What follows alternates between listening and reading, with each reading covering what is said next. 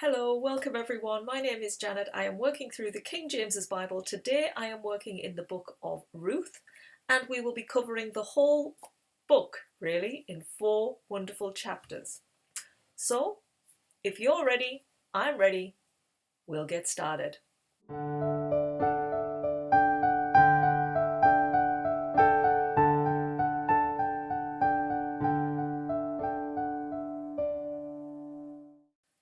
So we start chapter 1, which says that the time of the judges, it was the time of the judges, and this is a 400-year period, so we're still in this time zone.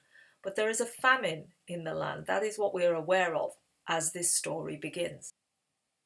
A specific man left Bethlehem, also known as the house of bread. So it was actually a place where there would be lots of bread that the Lord would provide them with. But obviously we are in a time where the judges are ruling and anarchy is happening and the Lord is not being listened to, so things aren't going as they would have gone had they followed the Lord. And this man of the Judah tribe went to find a home in Moab, which is going back out to the wilderness. He's searching for food, really. Because of this famine, he takes his wife and his 2 sons with him. The name of this man is Elimelech, and his wife was called Naomi.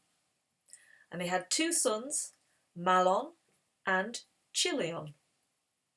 They remained in Moab, and then Naomi's husband dies. He passes away, so she is left on her own with these 2 boys. And the 2 sons, they marry. One marries a woman called Orpah, and the other marries a woman called Ruth.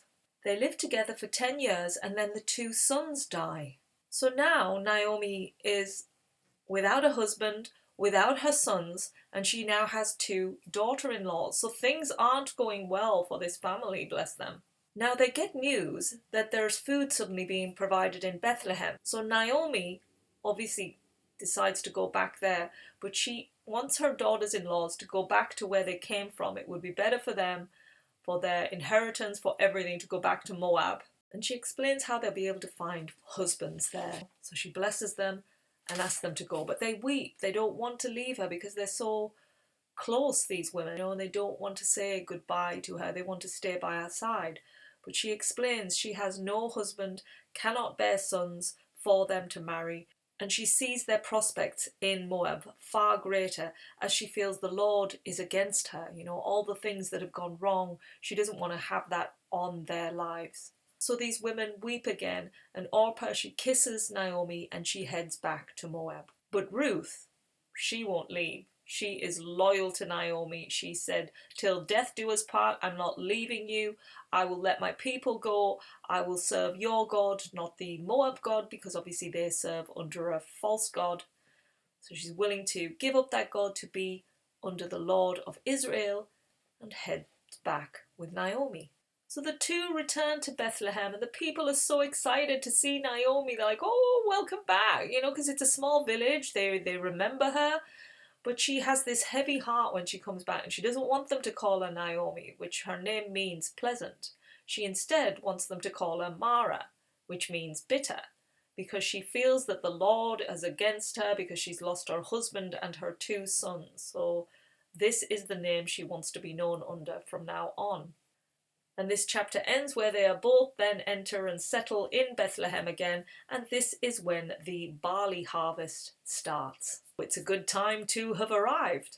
Now we begin chapter 2 with an insight that Naomi's husband has a relative and his name is Boaz. He's a wealthy man. We get to know this at the start of this chapter.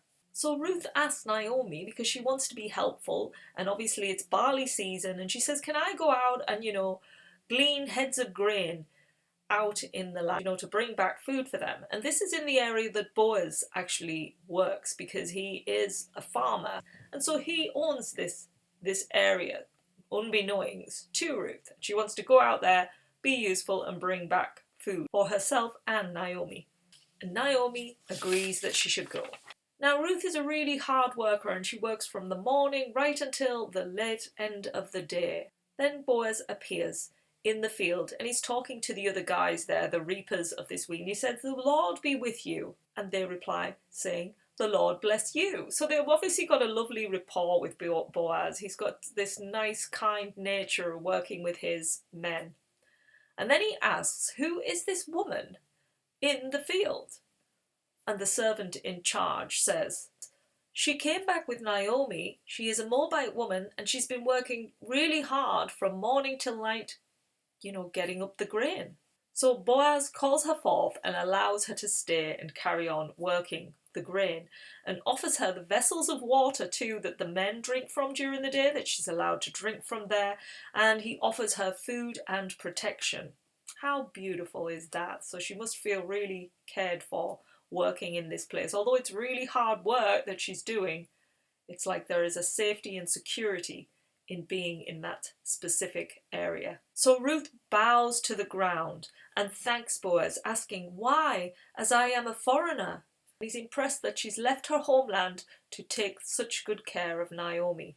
And he tells her that the Lord of Israel has blessed her because she's now a believer in the Lord. And Ruth thanks him so kindly for doing this. She's so grateful for him allowing her to stay and offering so much to her. And Boaz continues to give her more privileges. So he allows her to eat with them. And they have like vinegar, dip vinegar in the bread. So she's allowed to be there at meal times.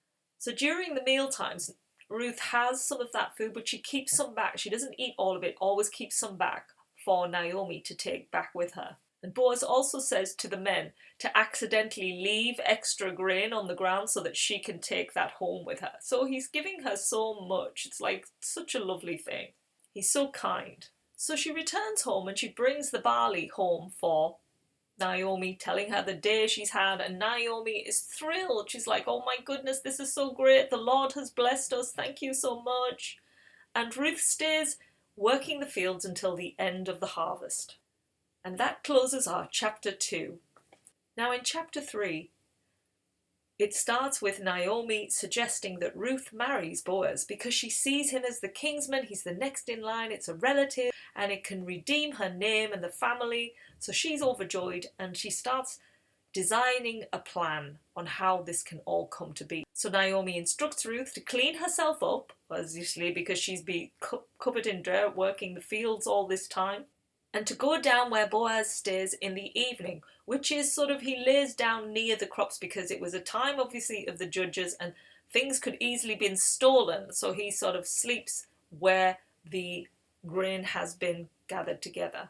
So she wants Ruth to go down there, see Boaz and submit to him, and ask him to marry her, really. That's kind of what she's got to do. And Ruth agrees she will do as Naomi suggests. So the plan was to go down to Bo after the harvest, after he's eaten, and she's to clean his feet, while he's sleeping and stay there till he wakes. And so this is what she does. So he's sleeping at the threshing floor, which is where this grain is all gathered. And at midnight, he wakes up startled to see Ruth there. It's like, well, he doesn't know it's her initially. He's like, who are you? And she tells him, it's Ruth.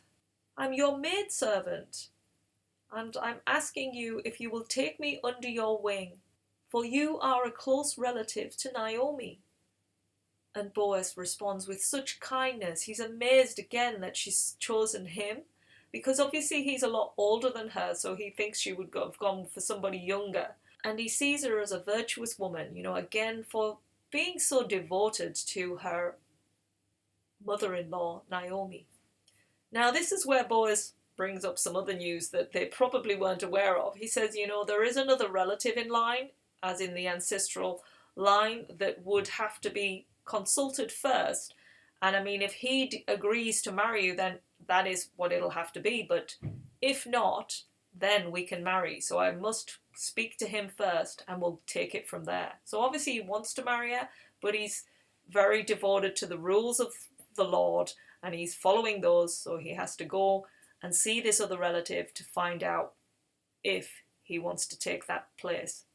So he sends Ruth home with a measure of barley to take back to Naomi. And he says, don't mention anything, to other people. It's like to keep this between themselves before he goes and then to speak to this relative. So Ruth comes home and she tells Naomi what Boaz had said, that they've got to ask this other relative first and we'll take it from there. And we end this chapter with him saying that we will find out by the end of the day what the answer is. So that leaves us with the last and final chapter, chapter 4. Will they or will they not marry? So we begin with Boaz going to the close relative and asking him if he will redeem the land of Naomi's husband. And he'd also have to marry Ruth, a Moabite, as part of this contract. Now, the relative, on knowing this, says, no, I'm not, because if he married a Moabite, it would wreck his inheritance. So he just, no, that is not part of the deal. If it had just been the land, yes, he would have done it, but with the part with Ruth, he says no. And Boaz, at the heart of him, knows he's unlikely to say yes because of that. So he's just going through the protocol. So now, to make this contract official, Boaz brings 10 of the elders as a witness to this contract taking place. And he explains to them that the relative, he could have inherited the land and married Ruth, but he didn't want to, so he was going to take that place. And the man, the relative, takes off his sandal, gives it to Boaz. That is the way they kind of sealed the deal in those days. And all of the witnesses agreed to this contract. So that's it. They can officially now get married. So Boaz tells Ruth the good news. I mean, she must have been thrilled, so must Naomi, just like ecstatic that they can now marry. So they marry and they have a son. And his name is Obed. And they have a celebration, and during this celebration the people say to Naomi how blessed she is, you know, now she's got this grandson and they'll all take care of her when she gets older. She's not going to be left on her own anymore. And Naomi agrees, she's thrilled that, you know, now the Lord has blessed her. She's no longer that name, Mara. She is back to being Naomi, I would say. It doesn't say that in the chapter, but that's how I see it. It's like her life has turned around. So we finalize this beautiful book by saying that Obed gets older and he has a son, and that son is called Jesse. And then Jesse grows up and has a son, and he is named David. And David was the king of Israel. That's what it says. So it sounds like this is going to be the king that we're going to learn about in the next books. So yes, what a beautiful story this one has been. It's been so refreshing after that really tragic, you know, upheaval with the book of Judges.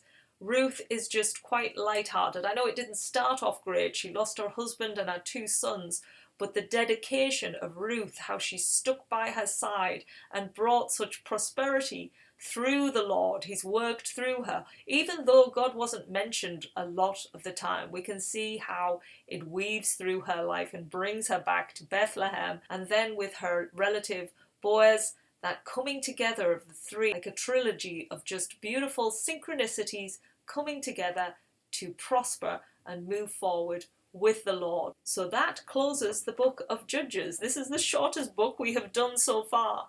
So I hope this has been of interest to you, and we'll be back tomorrow for the next book in the King James Bible. Thanks for being here. Take care. Bye.